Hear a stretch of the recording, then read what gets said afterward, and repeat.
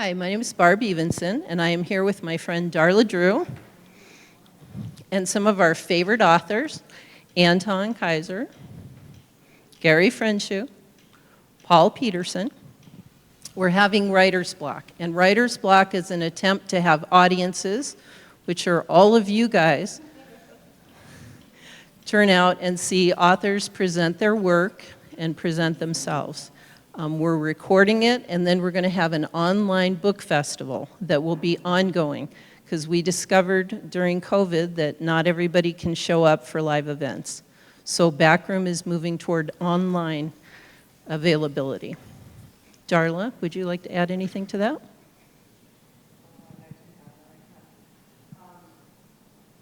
Sorry about that, Barb. I thought you'd talk much longer. But there's no alcohol at this event, so Barb wasn't talking as long. Barb and I have done a lot of projects in the community for many years, and she is back from Maryland to help us with this event tonight. It's different for us to have more than 2 authors. We're waiting right now on Adrian Ludens to get back, but we're really excited about getting this online and helping people sell their books online. So you guys, you know, we do have an audience tonight, but mainly your audience is going to be online. So you're going to tell all your friends to go see your presentation and learn about your exciting life as authors, okay? That's it, Barb. All right. And we do have, we should introduce the audience. No, just joking. Not going to tease Jeannie. Let's see, what else do I want recorded? I would especially like to thank the people who made this possible. During COVID, there were grants made available specifically for artists and the arts so that we survived through a time period when there were no live events and when artists couldn't play. And we were very grateful to receive some of this money, which we have given to artists and which also allowed us to have camera people recording. So our friend Josh is here from Black Hills Media doing the recording. And we were able to do that because people like South Dakota Arts Council, Arts Midwest, the National Endowments for the Arts, came up with extra money to help artists during COVID, the same way that other divisions came up with money to help restaurants or closed venues or really large automobile manufacturers. So, sorry. Anything else that you can think of? All right. He's not here yet, so we should start anyway. Okay. I'm putting this down. You here to start? Yeah, just give me a second. You guys will have to fight over this. We're going to go live right now. Hold on, you gotta wait. This is not coming on. And So just so you guys know, this is being broadcast live. Then it's recorded and will be available for the rest of your lives online. And also you're embarrassing yourself, you know, in front of a certain people. But we asked you because we thought you were great. Dang it. You asked us to what? We asked you here because we think you're great. You're some of our favorite people and favorite artists, so. And, It's not coming on. well, do you want to? Can we pass this one back and forth all the way? We can.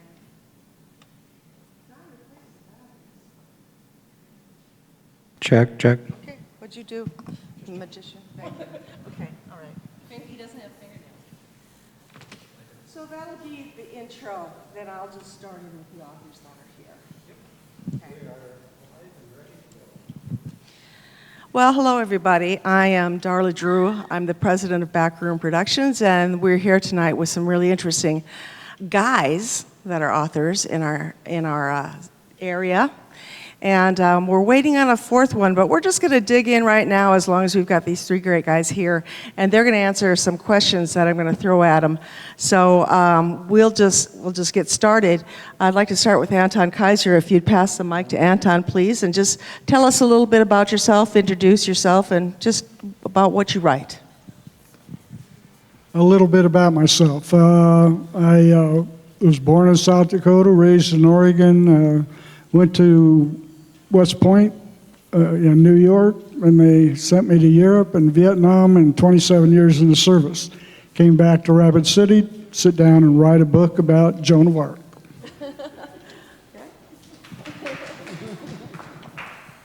My name is Gary Friendshuh. I'm presently a cow-calf rancher, but the thing that I enjoy doing more than anything else in my life was raising my 5 sons. I consider myself first and foremost a father and grandfather. And when I became a father, I became a storyteller. Unlike these gentlemen on each side of me, I don't consider myself a writer, I'm a storyteller, but with Barb Everson's help, she helped me put some of these things down on paper. My name's Paul Peterson. Actually, I'm also not a writer. I mostly paint pictures and teach guitar, and I guess I've been wanting to do like a comic book or graphic novel since I was a kid, and during COVID, things were kind of slow for me, so I was able to find the time, and I think that's why I'm here. So. I think all of you are pretty brave to come here tonight and go ahead and talk about your art. I was reading some things about authors just kind of naturally being a little bit afraid of going out and talking about their work. But how do you think your stories affect people? Stories, your writing, you tell stories, you have graphic novels, and this guy is doing nonfiction. So how do you think that your stories actually affect the people that read them? Actually, I don't know.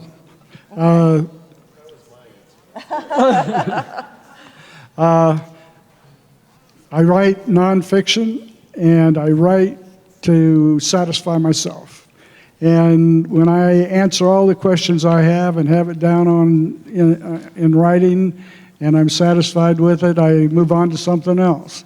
So it's really a mental process for me that gives me satisfaction. I have no idea if it's going to satisfy anybody else. Once they read it, it's up to them. Same question to you, Gary. How do you think your stories affect people? Well, I know that with my 5 sons, not one of them ever told me no after the age of 7. And they all turned out to be super fine human beings. And one of the things that I used to help mold them into who they became was stories. I tell them stories 4 or 5 nights a week.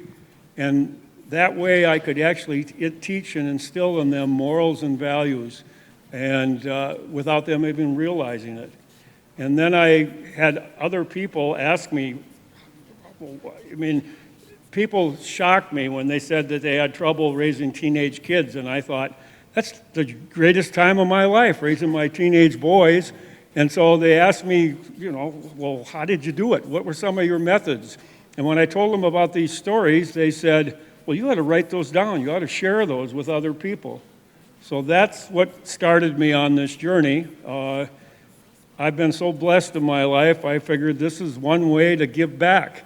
My father used to call the Lord the big guy, and I promised the big guy that I'm not going to derive anything from these stories. Should they sell or not sell, hopefully people will find some benefit in them, but 100% of whatever I get goes to children's charities. So, so I'm not in this for any other reason than trying to give back.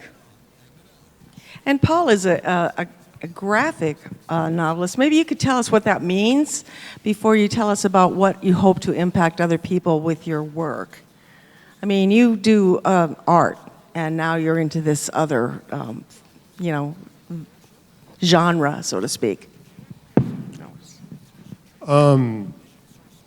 Well, I think, I don't really know. I mean, I don't, as a kid I read a lot of comic books. I don't really know what it means now. I just know, this was something I've been wanting to do, and I guess from looking at, what's out there in that, you know, for that type of book. Seems like almost anything goes. So I felt pretty free to just kind of basically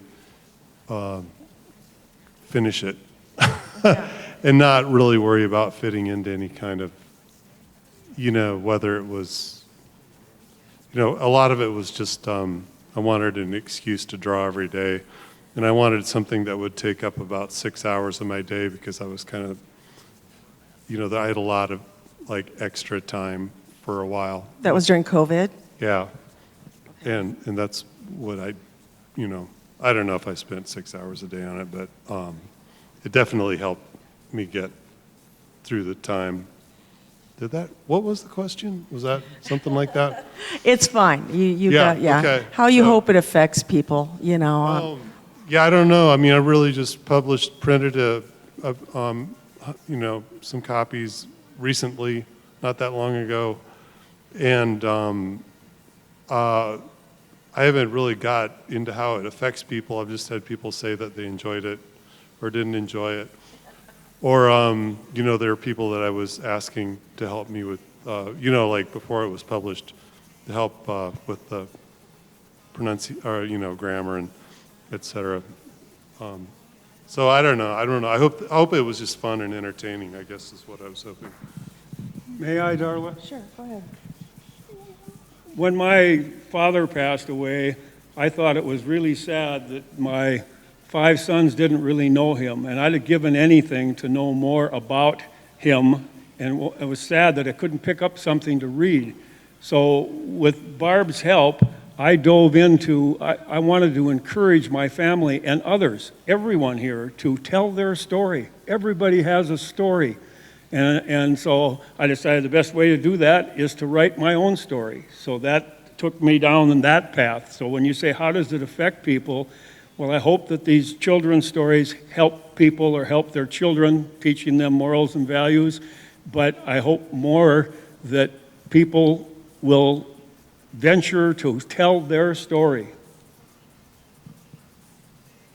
So come on in, whoever's out there. We'll just, we're just having a book discussion. Barb, maybe you could just check if that's Adrian. Anyway, that brings me to one thing that I'm not sure if the folks that are watching this will be that interested in it, but you three all have a common thread, and that's Barb Evenson. So maybe you'd like to tell us what Barb has meant to your writing. I know that Barb edited some of your work. That's got to be tough because she's tough. She makes it bleed. So, you know, tell us a little bit about Barb and your experience with her. Are you sure about that question? Yes. Barb essentially convinced me that I never wanted to publish again. No. Editing's a tough business, and standards are pretty high.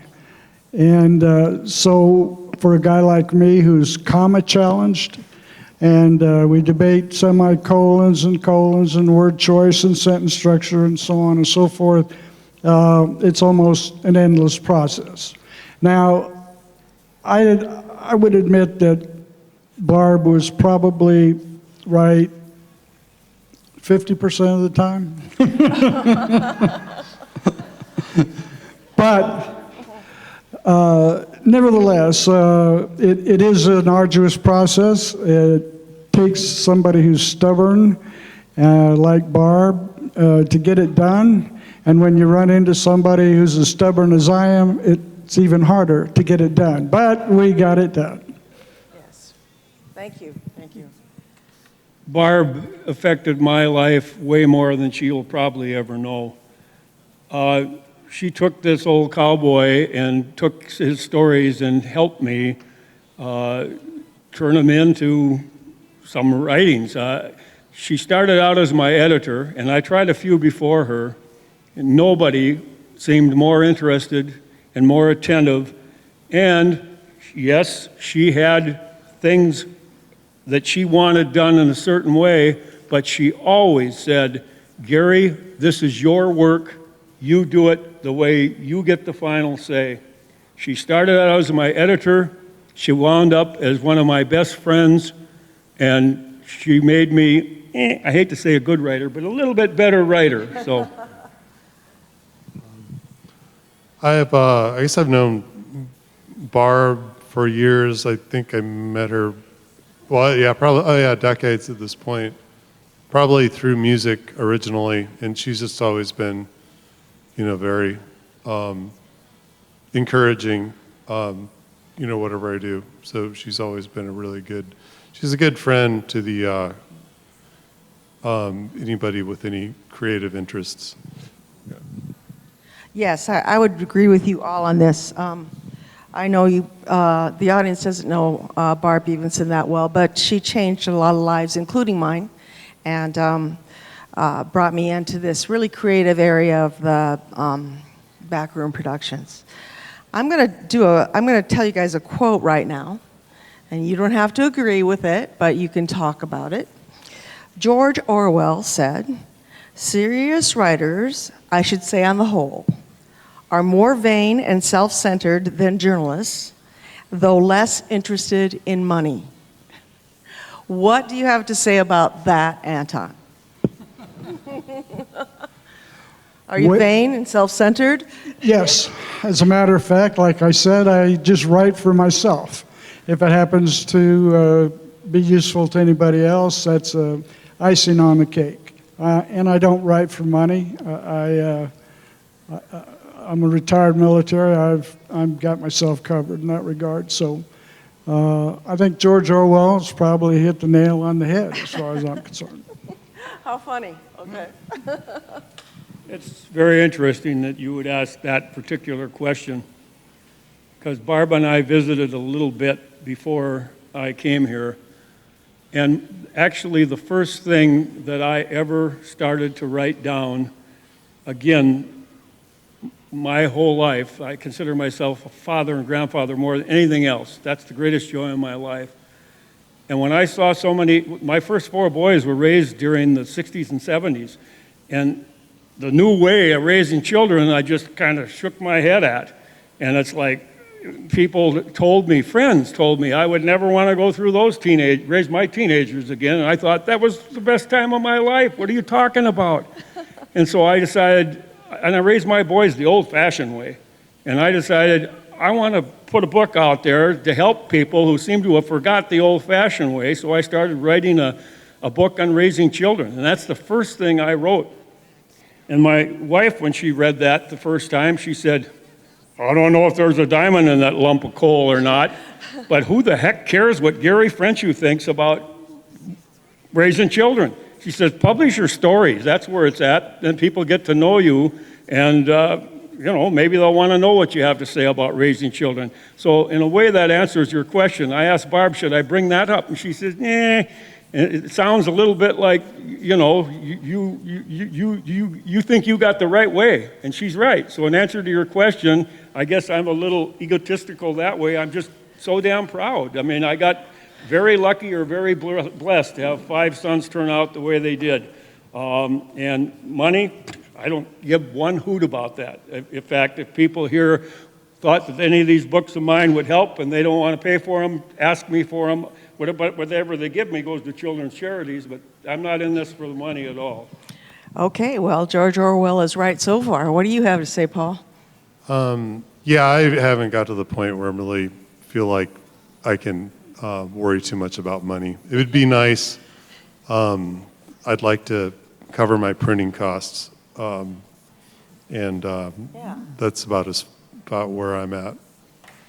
We've just been joined by Adrian Ludens, and Adrian, I knew he was going to be running a little bit late tonight, but we started already, so would you just give us a quick introduction, just a little bit about what you do and what your genre is different than anybody else up here, so go ahead and let us know what's going on. Okay, sure. Well, my name is Adrian Ludens, and I write dark fiction short stories, and when I grew up, I read all the Hardy Boys mysteries, and I read all the Louis L'Amour westerns, and I read all the classics, the Dickens and the Poe and Mark Twain, Jack London, Stephen Crane, all those guys. And many years later, the stories that still stuck in my head very vividly were a lot of the stories that were in a series called Alfred Hitchcock Presents, and it was The Ghostly Gallery and Witch's Brew and that type of thing. And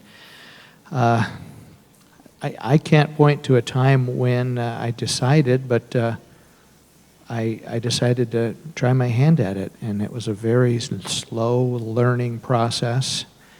And it took a few years to get my first sale, and then there was one year when I had several professional rate sales, and I thought, oh, I've really made it, and then it dwindled back down to a reasonable number. So sometimes I tell people I write horror, but there's so many negative connotations with that I like to say dark fiction. So, and what was the question that we're all answering?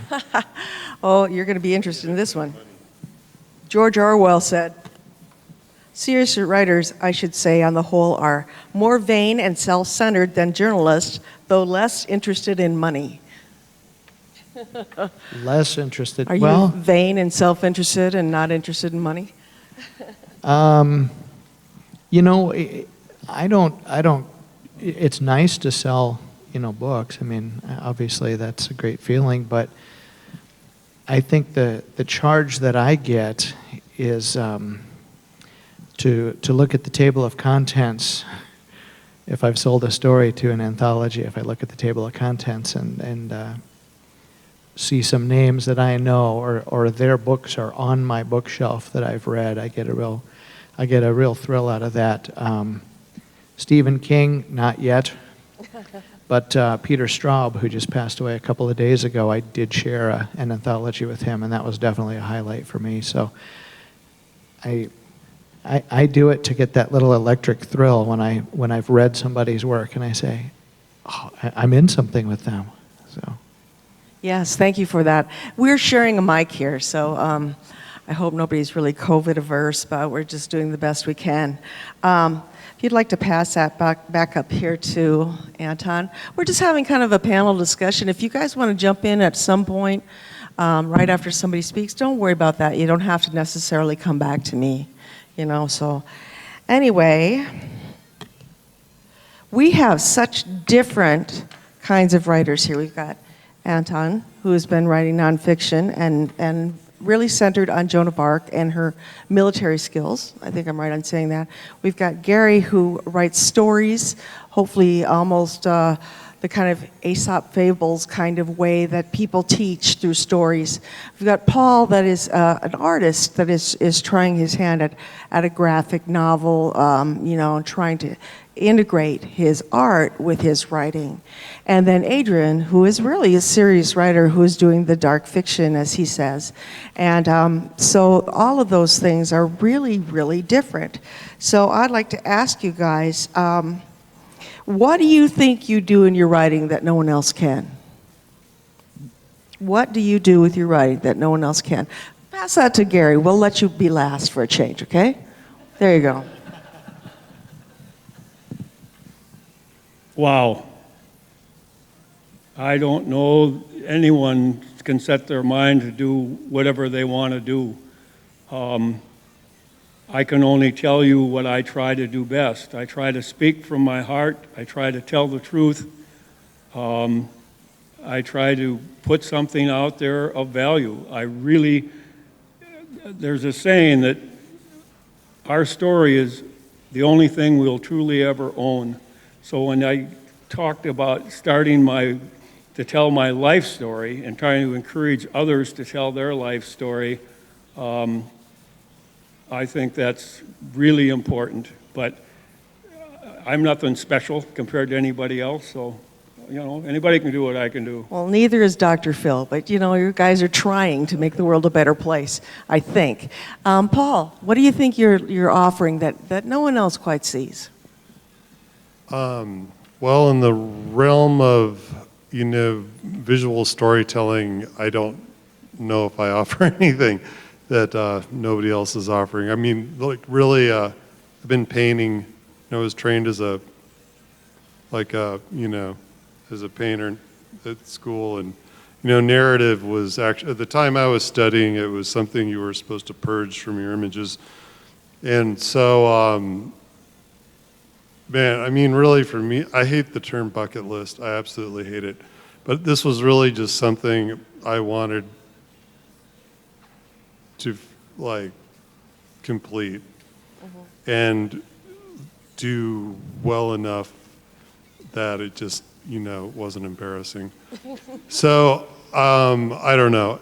One thing I can offer is after, taking my book around to some comic book shops, is that I apparently am the only one person in the state doing this. There's a couple guys I found in Sioux Falls that are doing, some short comics on, but they're, photocopying them, and, which is cool and perfectly fun.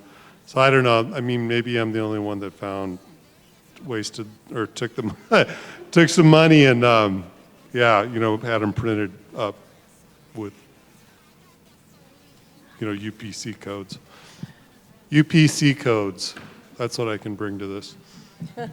Well, I think that you're kind of modest in your accomplishments. He's a very well-known artist and has art in many great collections around the world, including our the artists in the Capitol, in Pierre. You have a couple pieces in the Capitol. So he's collected worldwide and very well known. So for most of you guys, I mean, you're just interested in a lot of things, and right now you're kind of focused on writing. So Adrian, what do you bring that you don't think other people bring?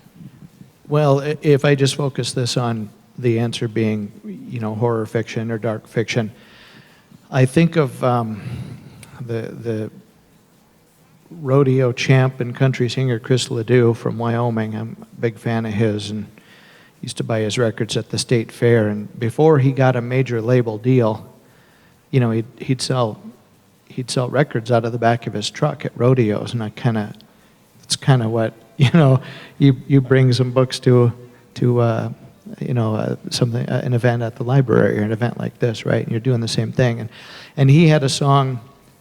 It was a story about him going to Nashville and trying to make it in Nashville and moved back to Wyoming because it didn't work. And that was called "They Couldn't Understand My Cowboy Songs." And one of the things that I think I bring to horror fiction, amongst like other members of the Horror Writers Association, is I'm very proud to be from South Dakota. I'm very proud to be from the Black Hills, and so a lot of my stuff is weird westerns. A lot of my stuff I'll try to incorporate, some local lore or some legends, and not every story, but I feel like anybody maybe living on either of the coasts could pick up my book and go, wow, this is really different. Cool, cool. Okay, now we can come back up to Anton, who has had time to think this time.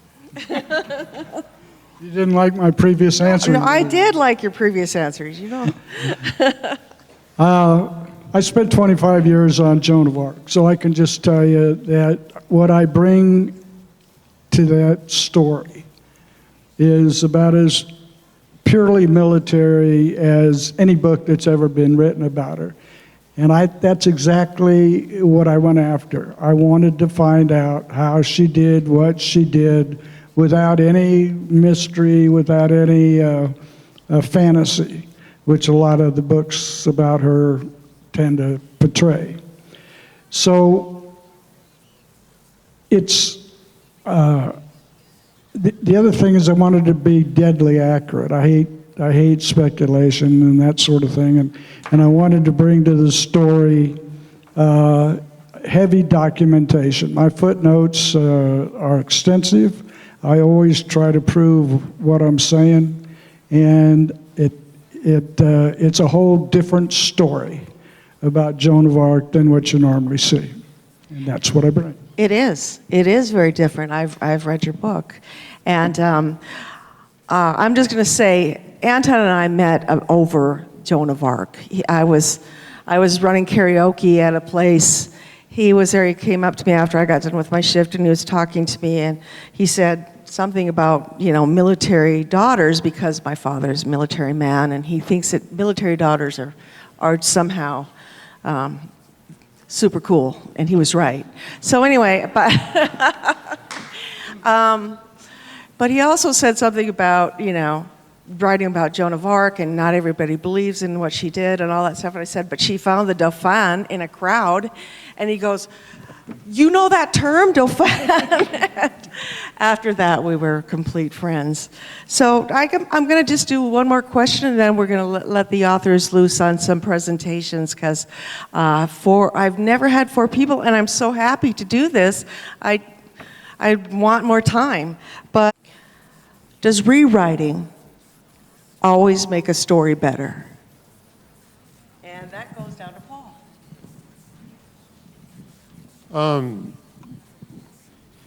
Yeah, I think in my case, the story kind of came out of rewriting, or I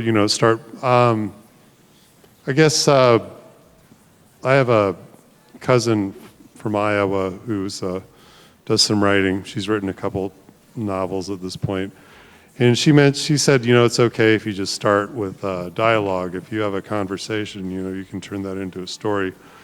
And it was kind of basically me rewriting this conversation that gave me what I believe is like a pretty okay story. Yeah, for me, rewriting is a definite must. Usually the idea in my head doesn't match up what was put down on the page, and I have to go back and fix flaws in logic and loopholes and do better word choices. And sometimes I'll do 8 revisions on a story, and I'll send it out to a market, and it'll get rejected, and then I'll run it through a couple more drafts, send it out, and then it'll get picked up, and I can look back and go, there's what it was missing right there, is these parts of the story.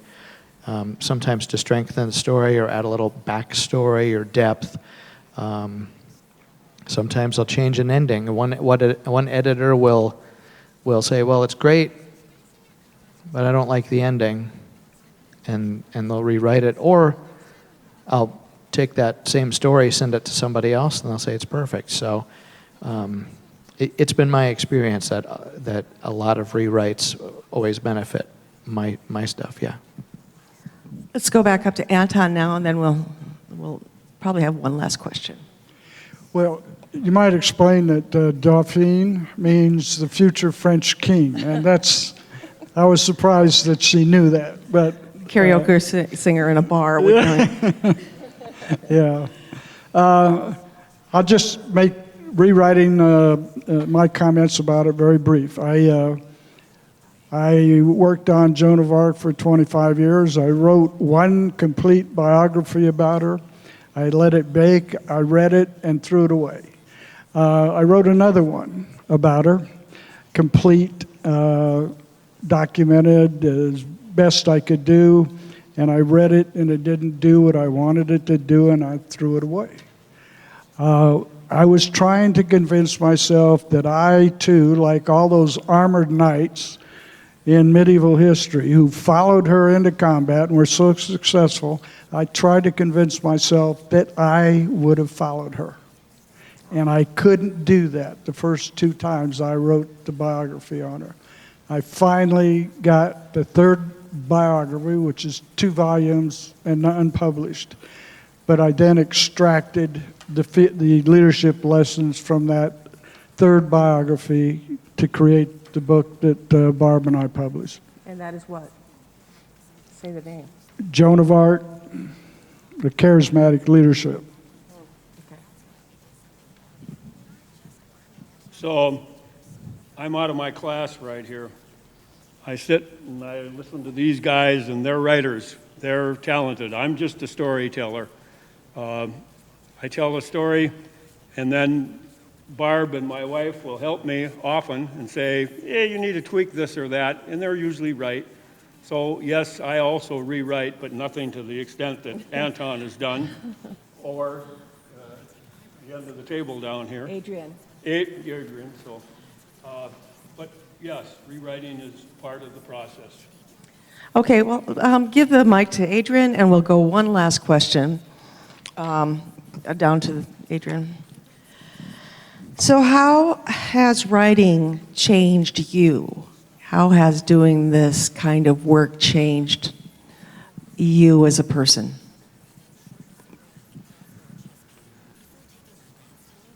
Well, I think when I started, I just wanted to challenge myself. I wanted to see if I could do it. And you have to develop sort of a thick skin. You have to not take things personally, not get frustrated, and you got to keep at it. You got to bounce back constantly. And you celebrate the victories or the story sales, but it's always kind of, you got to focus on the next thing. Now, I've sort of, it's gone in waves where it ebbs and flows, the creativity does. And so I had 2 books of short stories that came out this year, but that's stuff that I've written in the previous 4. So I don't have anything in the hopper right now, and so what I've learned is you have to be patient and let your mind, these random ideas kind of percolate in your head. And then when the time is right, you got to hit it kind of hard, and strike while the creative fires are going. But I think one of the other things, and this is something I don't really have a presentation, but one of the things is when I started writing, I kept writing all these, sad, dire endings and very hopeless stories, because that's how I felt at the time, but it sort of helped me. It was therapeutic. And so I kind of learned, channel that negative energy, channel that into something creative. And I've noticed that now that I'm happier, it's harder to come up with terrible stories to tell. So. COVID has to be some kind of inspiration. Why'd you bring that back up to Anton? So yes, Anton, how is writing and exploring the world of Joan of Arc like you have so in depth? How has that changed you? One of the great delights in writing, at least from my perspective, is when the light bulb goes off. And I can ride that high for a long time. And when I'm working on a problem, and there are a lot of problems if you're dealing honestly with Joan of Arc, the satisfactions you get from working through that mental creativity and that mental exercise that I think keeps your mind alive is about as satisfying as you can get. When you lose that high, you go searching for it again, and I call it an obsession. I had a 25-year obsession with Joan of Arc, and I loved every minute of it, and I pursued it until I finally got what I wanted. And it was always the light bulb going off that made it so addictive. Wow, okay. On to Gary. Do you remember the question? How is writing or working with Barb and getting the editing and getting your stories out? How's that changed you? Made me love life even more. It's like I'm sitting there and I'm going, where is this coming from? This is not me. I'm a guy who, unlike these guys, I wasn't much of a reader. I wasn't much of a reader at all. I have poor vocabulary, can't spell worth a darn, and it's like, where's this stuff coming from? And it's like, I've just been blessed all my life. And so, if anything, it just made me realize and be that much more grateful for the people and this life. Thank you, Gary. Simple as that. Go to Paul. Paul didn't answer that yet. I guess, maybe completing the first 24 pages was pretty exciting because it just seemed like such an overwhelming, task to draw 24 pages along, that would actually kind of add something to the story, the script that I'd written. And originally the story was self-contained. It was 24 pages, and some friends convinced me that nobody would care about a 24-page book and you need to go bigger. And they thought it was good enough I should do that. And so anyway, with the graphic novel, the writing is done, actually, I mean, compared to the time spent drawing, it's pretty small. So as far as the drawing goes, I guess, reaching those like 23, 24 page milestones just feels really good. Again, and kind of gives me a lot of confidence. I don't know, I only have 24 pages left, and I don't know if I'm going to feel that way at the end of, right now it's become more of a war of attrition than anything, but I think it'll be good, something I can look back on. Yeah, don't throw it away. Just finish it. Anyway, I've got to say, this has been one of the most fun and interesting things I've done in a long time, because, COVID has kept us at home and has kept us apart. And if anything, the internet, has that connectivity, and you're going to be able to be heard and seen, all around the world by anybody that wants to see you, and hopefully buy your work. I was fascinated by all these guys, had all brought great and different ideas to the table. They're going to give us a little presentation on their work right now, but let's hear it for the guys. Let's hear it for the boys.